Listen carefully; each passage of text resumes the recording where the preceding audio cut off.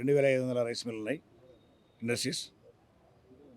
ఈ 2500 రైస్ మిల్స్కు గుర్తింపు లేదు ఈ రాష్ట్రంలో. ప్రభుత్వ పెద్దల దగ్గర కానివ్వండి, అధికారుల దగ్గర కానివ్వండి, గుర్తింపు లేకుండా పోతుంది. ఇప్పుడున్న రాష్ట్ర కమిటీ నాయకత్వం ఏమవుతుందో బయళ్ళు నాయకత్వం అంతా, వాళ్ళు బయలు నాయకత్వం వల్లే వాళ్ళు ఎక్స్పోజ్ చేసుకుంటూ వాళ్ళ సమస్యలు పరిష్కరించుకుంటూ మమ్మల్ని పక్కకు నెట్టేసుకుంటూ చాలా ఇబ్బంది పెట్టడం జరుగుతున్నది. కాబట్టి ఈరోజు మేము సపరేట్ తెలంగాణ రాష్ట్ర ఆర్ఎస్ మిల్లర్స్ ఆత్మీయ సమ్మేళనం మేము పెట్టుకోవడం జరుగుతున్నది. 10వ తారీఖు ఈ నెల 10వ తారీఖు శనివారము రోజున ఉదయం 11 గంటలకు మేము సమావేశం ఏర్పాటు చేసుకుంటున్నాం. జేకే కన్వెన్షన్ గట్కేసర్ దగ్గర రింగ్ రోడ్ పక్క పండి పెట్టుకుంటున్నాం.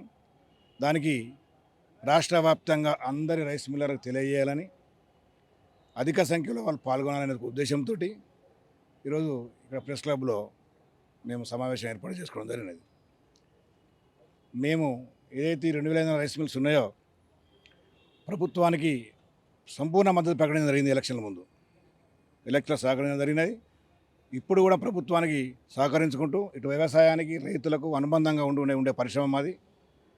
అటు పరిశ్రమని ప్రభుత్వం మాకు సహకరించి ప్రభుత్వ పెద్దలు ముఖ్యమంత్రి గారు కానివ్వండి, సివిల్ సప్లై మంత్రి గారు కానివ్వండి, అధికారులు కానివ్వండి, పెద్ద మనసుతో మంచి ఆలోచన చేసుకొని మా రైస్ మిల్లకు సహకరించి మా యొక్క రారైస్ మిల్లర్స్ ఇండస్ట్రీ మనుగడను కాపాడాలని, కొన్ని లక్షల కుటుంబాలని ప్రత్యక్షంగా పరోక్షంగా కొన్ని లక్షల కుటుంబాలు ఇండస్ట్రీ మీద ఆధారపడి ఉన్నవి. ఈ తెలంగాణ రాష్ట్రంలో ప్రత్యక్షంగా ఉన్నటువంటి పరిశ్రమలు ఏదంటే రైస్ మిల్లే. అది అందులో మనకి గ్రామీణ ప్రాంతాల్లో ఉన్నాయి, గ్రామీణ యువతకు ఉపాధినిస్తున్నాయి. కాబట్టి మా యొక్క ఇండస్ట్రీ మనుగడ కొరకు మేము ఒక వేదిక ఏర్పాటు చేసుకుంటున్నాం. మేము సపరేటు సంఘం పెట్టుకొని ముందుకు పోయి మా సమస్యలు పరిష్కరించే దశలో మేము ముఖ్యమంత్రి గారిని కానివ్వండి, ముఖ్యమంత్రి గారు విదేశాల నుంచి పర్యటన రాగానే ముఖ్యమంత్రి గారిని కలుస్తాం, మంత్రి గారిని కలుస్తాం, అందరి మంత్రులను కలుస్తాం. మా సంఘం యొక్క ఈ బాధలు ఉన్నాయని చెప్పి మేము రిప్రజెంటేషన్ ఇచ్చుకోవడానికి మేము సంసిద్ధత వ్యక్తం చేస్తున్నాం. ఏంటి అసలు డిమాండ్లు ఏంటి? అసలు మీకు ఇంకేం కావాలని చెప్పి ప్రభుత్వం కోరబోతున్నారు? మాకు వచ్చేటి ఉన్నాయి. మాకు సమస్యలు అంటే మాకు ఖరీఫ్ సీజన్లో ఏదైతే ఉన్నదో వచ్చే ప్యాడ్ మొత్తం మాకే ఇవ్వాలి, రారైస్ మిల్లర్స్కి ఇవ్వాలి, బయలు మిల్లర్కి ఇవ్వకూడదు. సివిల్ సప్లై టార్గెట్ ఏదైతే ఉందో అది మా రారైస్ మిల్స్కి ఇవ్వాలి. ఎందుకంటే రారైస్ మిల్ అనేది ఓన్లీ రారైస్ మాత్రమే తయారు చేయగలుగుతుంది, పచ్చి బియ్యం తయారు చేస్తుంది, బయలు బియ్యం తయారు చేయడానికి లేదు అక్కడ. అదే బయలు మిల్ అయితే పచ్చి బియ్యం తయారు చేస్తుంది, బయలు మిల్ తయారు చేస్తుంది. కాబట్టి అట్లా మేము ఒకటే క్రాప్ మీద మా డిపెండ్ అనంత ఓన్లీ ఖరీఫ్ సీజనే మేము మా ఉద్దేశం అంతే. కాబట్టి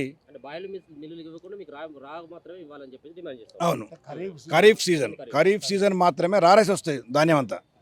రబీ సీజన్ వచ్చేది మొత్తం బాయిల్డ్ వస్తుంది, మొత్తం నూక అవుతుంది. బాయిల్డ్ అర్థమంటే నూక వస్తుంది. ఆ నూకలు ఏదైనా బాయిల్ మిల్ ఏం చేస్తారంటే బాయిల్డ్ మిల్ ఉడకబెట్టి మళ్ళీ పట్టేస్తే అవి మనం మొత్తం బియ్యంగా మారి అవి బియ్యం తయారవుతాయి. కాబట్టి మా ముఖ్య ఉద్దేశం అదొకటి ఉంది. మాకు కొంచెము అవుటర్న్ ఇబ్బంది ఉన్నది, కొంచెం కరెంట్ ఇబ్బంది ఉన్నది. అది కూడా రేపు జరగబోయే సమావేశాల్లో మేము చర్చించి మా రైస్ మిల్లర్ ముఖ్యులు అందరితో చర్చించి ఏకాభిప్రాయానికి వచ్చేసి ప్రభుత్వ పెద్దలకు రిప్రజెంటేషన్ ఇద్దామని చెప్పని మనం చేస్తున్నాం.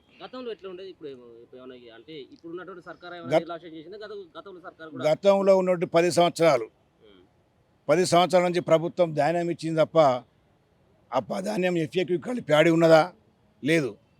మాకు అసలు క్వాలిటీ ధాన్యమే రాలేదు. బియ్యం మాత్రం క్వాలిటీ బియ్యం పెట్టాల్సి వచ్చేది.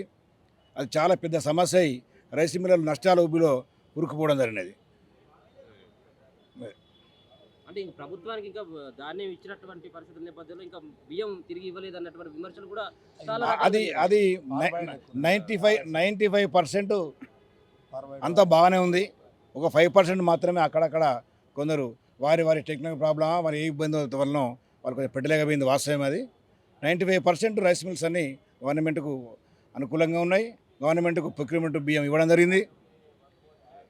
అది ఏంటంటే ఒక రైస్ మిల్లో ఇద్దరు ఇవ్వబోయినంత మాత్రం అందరు ఇవ్వనట్టు కాదు. దాన్ని మనం భూతద్దంలో పెట్టుకోవాల్సిన అవసరం కూడా లేదు అనేది మా అభిప్రాయం. మాది హన్మకొండ జిల్లా. నేను రైస్ మిల్ ఓనర్ను. ఇప్పుడు ఈ యొక్క ఆర్ఎస్ అసోసియేషన్ మేము పెట్టుకున్న దానికి ముందుకు వచ్చి అందరినీ ఏకం చేసి ముందు తీసుకెళ్తున్నాం.